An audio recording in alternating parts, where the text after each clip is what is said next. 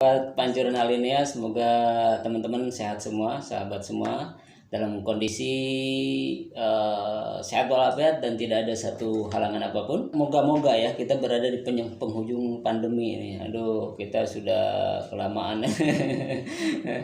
Ya, tapi kita tetap harus produktif, kita harus tetap bermanfaat, ya, kita tetap harus melakukan suatu hal yang ada manfaatnya bagi kita maupun bagi orang lain. Dan saya yakin teman-teman semua bisa memanfaatkan waktu yang barangkali lebih banyak ya di rumah atau lebih banyak sendiri ya, atau ngantor juga mungkin lebih sedikit gitu waktunya, sehingga teman-teman lebih banyak waktu untuk melakukan banyak hal yang sebelumnya mungkin tidak teman-teman pikirkan. Di kesempatan ini saya kedatangan tamu yang sudah biasa kita ngobrol di podcast. Kita kadang-kadang via Zoom, yaitu Mbak Neni Makmun. Assalamualaikum warahmatullahi wabarakatuh, Mbak Neni. Waalaikumsalam warahmatullahi wabarakatuh. Akhirnya kita kopi darat ya. Darat akhirnya. Selama ini hampir dari Lebaran ya kita mulai bikin program di Pancuran Alinea YouTube, sharing tentang berbagai macam literasi, penulisan. Sudah berkali-kali online. Tapi kali ini alhamdulillah saya diberi kesempatan untuk mengisi penulisan di PKBM milik Mbak Dian, PKBM Andin, dengan berbagai teman-teman kita, teman-teman SMP, SMA, bahkan ibu-ibu ya, ada di kelas tadi.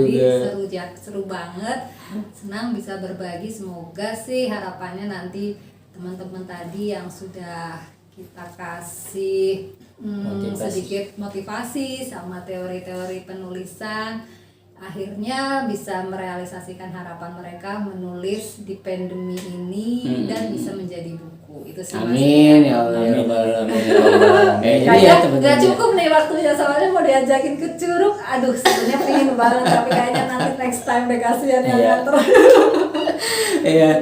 Ya, jadi teman-teman baru saja gitu. Jadi Mbak Neni culik dulu ke studio sebentar karena tadi ngisi sama teman-teman teman-teman PKBM ya. Nanti saya sedikit sharing ininya foto-fotonya ya, kalaupun nggak ada video-videonya juga. Mungkin nanti sama Mbak Dian di PKBM akan di share ya. Seperti itu. Jadi gimana nih Mbak Neni selama ini selama pandemi ini, barangkali kita banyak muncul ide-ide gitu. Kalau saya kadang-kadang nih sama teman-teman nih muncul ide, tapi eksekusinya agak bingung. Eksekusinya ya. Jadi gimana kalau Mbak Neni? Ini sih Mas Rian, saya kan di penerbitan ya di Asia.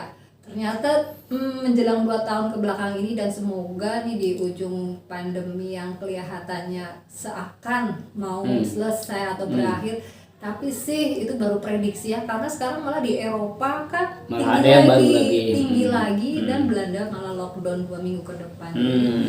Tetap waspada, tetap ikhtiar prokes, karena kita tidak bisa menebak ya nih si COVID itu mau dari sisi mana lagi menyerang manusia. Jadi tetaplah meskipun kita mulai sedikit beraktivitas di luar, harus jaga jarak, prokes tetap harus kita lakukan. Dan kita tetap berjarak jauh. Jarak jauh loh. Makanya memang kita ikhtiar lah ya, ikhtiar tetap. Dan ini pertama kali nih saya keluar rumah untuk bisa berbagi sharing lagi setelah sekian hampir 2 tahun ini hanya lewat online semua. Kelas menulis online, kelas eskul, anak-anak juga online, karena sebegitu ketatnya kita coba untuk tidak berurusan dengan namanya si COVID ini. Dan ya banyak sih ya masa-masa kayak gini kan, banyak orang yang jatuh karena mental juga ya, yang banyak sisi psikologinya ya. Dan ternyata menulis ini dari kami sendiri dari Askia tuh mengalami hampir 2 kali lipat lonjakan request produksi pembuatan buku, terutama buku-buku antologi ya. Jadi nulis keroyokan rame-rame. Dan ini juga yang semoga lagi saya teliti menjadi salah satu materi disertasi saya, karena ada suatu fenomena ketika kalau COVID kan banyak orang yang stres, sedih atau apalah cari pelarian agar merasa tetap seperti manusia normal gitu. Dan salah satunya menulis ini bisa menjadi salah satu healing ya. Jadi terapi healing. Terbukti lonjakan buku yang hampir 2 kali lipat ini diikuti oleh banyak penulis ini, dan kadang kita saling bercerita, bertanya kenapa kok jadi ini. Wah, ternyata di masa-masa pandemi saya malah punya kesempatan banyak menulis. Banyak ketemu teman-teman yang sefrekuensi ya, saling diskusi, bikin. Jadi setiap buku ada kelas menulisnya. Jadi meskipun lagi pandemi ini malah tambah ilmu nih. Dan biasanya sekali menulis mesra, menulis bersama, terbit buku, mereka menerima bukunya dan senang. Ada tema apa lagi akan diikutin lagi Mas Rian. Jadi selain pengulangan penulis itu lagi ikut lagi, juga perluasan juga sih, mengajak teman-temannya. Jadi kalau saya lihat bagus juga ya pandemi ini, banyak teman-teman yang jadi produktif dalam menulis. Itu salah satu segi waktu positif mereka bekerja juga di rumah, mungkin jadi mengatur dirinya sendiri. Yang tadinya udah ada di pikiran mau nulis tapi harus ke kantor, harus bekerjanya jauh, jadi waktunya habis di jalan. Dan sekarang work from home, WFH, PJJ terutama, mereka jadi mengatur sendiri, mulai menyalurkan hasrat yang dulu pingin punya buku, pingin punya karya. Di pandemi ini meledak, Mas Rian. Berarti di permintaan untuk penerbitan buku juga jauh lebih banyak dari seperti di hari biasa. Betul, dan otomatis kelas menulis pun jadi padat ya, karena kita kan berusaha setiap antologi menulis bersama itu pasti akan dikasih sedikit teori-teori menulis, ada kelas menulisnya, goalnya buku gitu. Ya, semoga nih teman-teman yang di PKBM tadi juga kita akan goalkan menjadi satu buku nih Mbak Neni. Amin. Jadi karena ini kan teman-teman ini betul-betul pemula ya. Jadi teman ini betul-betul mungkin belum pernah gitu loh sama sekali mereka itu. Tapi kalau dilihat dari kesehariannya, mereka ada yang suka bikin puisi gitu, ada yang suka bikin cerpen gitu, quotes kayak gitu. Inspiratif. Itu kan kalau kemarin lihat itu kan ada lebih dari 60 ya teman-teman itu di situ. Ternyata ya kalau seandainya ada 30%-nya saja gitu dari anak-anak yang sebenarnya bukan cuma anak-anak ya sebenarnya kalau di PKBM ini. Tadi kelasnya tuh kan ibu-ibu juga. Iya, dia ada ibu-ibu juga, ada ada anak-anak yang memang usia SMA dan juga usia SMP bahkan gitu. Jadi agak bercampur-campur gitu. Tapi untuk kemampuan menulis kan berbeda-beda gitu. Iya, betul. Makanya di masa pandemi ini, di saat seperti ini, kita berharap sih dapat buku lah ya. Jadi buku dalam bentuk apapun ya. Nggak apa-apa, acak-acakan juga barangkali ya benar ya. Jadi gini sih Mas Rian. Jadi kita kan memang mencoba misi dari Askia sendiri banyak menerbitkan tulisan-tulisan teman-teman, meskipun itu awal banget atau pertama kali dia menulis. Jadi memang kan di kelasnya meskipun online di grup WhatsApp kita kasih teori-teori kan, yang kayak kita bikin grup itu nih, kayak tadi nih konsepnya menulis seperti ini, coba dipraktekkan. Jadi sebenarnya nggak perlu ragu, karena ya menulis itu kan juga proses ya, nggak bisa langsung nulis itu perfect sempurna, nggak ada juga. Orang pun yang sudah terbiasa menulis pun pasti ada kekurangannya juga, jadi jangan berharap sempurna. Yang dibutuhkan adalah keberanian teman-teman mencoba menuangkan apa yang ada dalam pikiran, ada dalam hati, dalam tulisan, dan diizinkan orang lain untuk membaca sehingga bisa kasih masukan. Dan juga di Askia pun kirimkan naskah setelah self editing maksimal. Itu yang penting, ada niatan untuk memaksimalkan naskah itu serapi mungkin. Nah setelah itu di setiap penerbitan lah ya pasti ada editor yang akan merapikan, baru itu dibukukan gitu. Jadi jangan ragu-ragu gitu. Yang disebut buku itu kira-kira minimal berapa halaman sih, Mbak Nini? Buku, jadi saya pernah ikut kegiatan tentang anatomi buku. Bisa dikatakan buku tuh kalau tebalnya itu minimal kelipatan 4 ya, 52 halaman ya. Oh. Ya, 52 halaman. Jadi itu yang bisa dinamakan layak disebut buku gitu. Ada berarti di luar itu kalau misalnya di bawah itu bukan buku barangkali ya, iya, lembaran atau buletin atau apa? Ini kayak buklet, buklet, majalah, itu kan di bawah 52 halaman ya biasanya. Tuh. Oh gitu. Makalah ya, buklet tuh kan mungkin ada yang tipis banget kan. Cuma 8 halaman, ada kemudian kayak gitu bisa buletin itu. Itu kayak belum gitu. dikatakan. Jadi itu bukan buku kalau yang kayak gitu ya. Belum dikategorikan buku. Ya. Jadi teman-teman sekitar ya kurang lebih 52 halaman ya. Jadi kalau itu untuk lebar buku itu udah layout udah terbit jadi kalau naskah mungkin sekitar 30-40 halaman Word margin normal itu di layout bisa jadi 52an tuh kan biasanya 2 kali lipat dari. Jadi biasanya kalau layout itu lebih banyak biasanya. Iya, karena kan kalau setor kan biasanya margin normal apa sih A5 ya. A5. A4.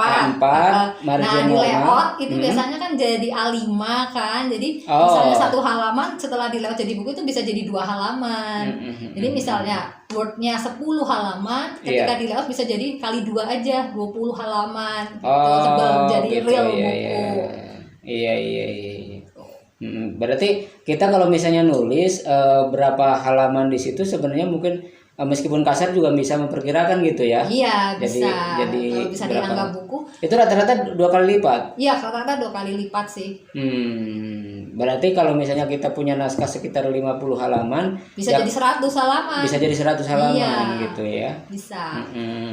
Bisa ya. Ini gambaran ya teman-teman ya. Bisa 80, bisa 100 tergantung kita mau pakai fontnya apa waktu jadi buku, terus jaraknya juga. Iya jarak. Kemudian jenis font mungkin ya. Iya, itu berpengaruh besarnya font.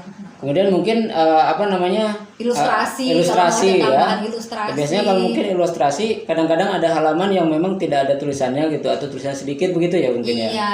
Ada ilustrasinya di situ. Ada ilustrasi misalnya ada gambar-gambar itu kan menambah halaman. Jadi tergantung juga bukunya genrenya apa gitu ya atau mungkin ada gambarnya atau ada ya kalau misalnya cerita anak ada tambahan ilustrasi di setiap habis judul, nah itu kan menambah itu. Nah ini ilmu baru nih teman-teman ya. Jadi semoga teman-teman di masa ini ya kita tetap terus produktif dan kita bisa menghasilkan tulisan-tulisan yang bisa kita nikmati, kemudian anak cucu kita nikmati ya itulah tulisan itu tulisan abadi ya kan. Nah, baik, terima kasih Mbak Nini sudah bergabung di Panjuran Alinea. Barangkali ada statement terakhir nih buat teman-teman nih, silakan Mbak Nini. Apa ya?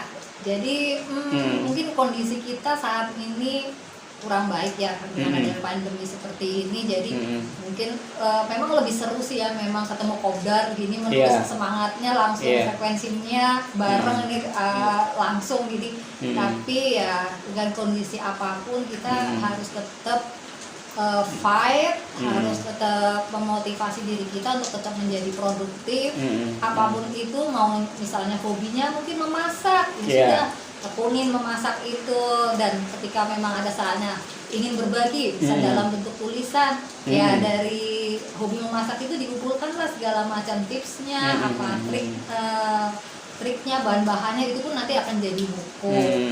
Jadi apalagi kalau ya memang sudah dari sebelum pandemi ingin mempunyai naskah, ingin mempunyai buku, ya inilah kesempatannya di waktu masih kita luang, masih banyak waktu di rumah, manfaatkan waktunya, coba banyak belajar online penulisan yang sekarang lagi banyak banget. Lebih banyak ya sekarang ya, kesempatan lah bagi kita lah. Ya, pasti hikmahnya banyak ini pandemi ini sebenarnya bagi kita ini. Ya itu, jadi pasti ada selalu hikmah di saat kondisi yang tidak menyenangkan. Gitu ya. Filosofinya ya, jadi beranggap ya lagi kayak gini 2 tahun kayak gini nggak ada apa-apa. Iya. Dong. Kita nunggu situasi belum tahu bener nih ya. akan sampai kapan situasi seperti Iya. ini karena tidak bisa terprediksi ya Mas Rian. Bisa jadi juga dunia pendidikan pun ya seperti itu sih, hybrid semua mungkin ke depan pun betul. anak-anak milenial Gen Z ini udah mulai terkonsep sistem belajar 2 nih, baik online maupun offline. Ya, Dan benar. mungkin ke depannya pun akan selamanya seperti itu. Jadi belajar itu dia harus ketemu. Bisa jadi berubah ya meskipun normal juga. Paradigmanya konsep ke depannya iya pendidikan pun akan berubah tuh. Iya. Asinkron dan sinkron istilahnya. Asinkron dengan tidak ada guru kita dengan tidak tatap muka dan sinkron dengan tatap muka. Jadi generasi kita ini mau nggak mau ya, generasi saya misalnya mau nggak mau harus menyesuaikan dengan dengan situasi ini, dengan kondisi ini, dengan anak-anak juga gitu kan. Iya, mungkin teman-teman juga merasakan itu ya. Iya. Baik, terima kasih Mbak Neni sudah hadir di podcast Panjuran Alinea. Ini langsung nggak seperti biasa nih teman-teman. Ini langsung nih teman-teman. Nanti kita akan sengaja kalau misalnya ada hal yang ya ada kesempatan lah ya, karena ini tadi ngisi acara dari pagi. Udah padat itu, udah kontennya banyak itu. Iya, udah dari pagi ya. Terima kasih banyak sudah hadir di studio Panjuran Alinea. Mudah-mudahan bermanfaat dan insya Allah kita akan terus produktif dan tetap bersama Panjuran Alinea. Jangan lupa teman-teman di subscribe channel Panjuran Alinea, kemudian channelnya Mbak Neni Makmun di sini ya, di channelnya Mbak Neni Makmun, channelnya Panjuran Alinea, dan Instagram kita juga silakan di follow, ada Mbak Neni Makmun ya, @Neni Makmun, kemudian @Rian Mulyana. Terima kasih atas perhatian teman-teman semua. Assalamualaikum warahmatullahi wabarakatuh. Waalaikumsalam warahmatullahi wabarakatuh.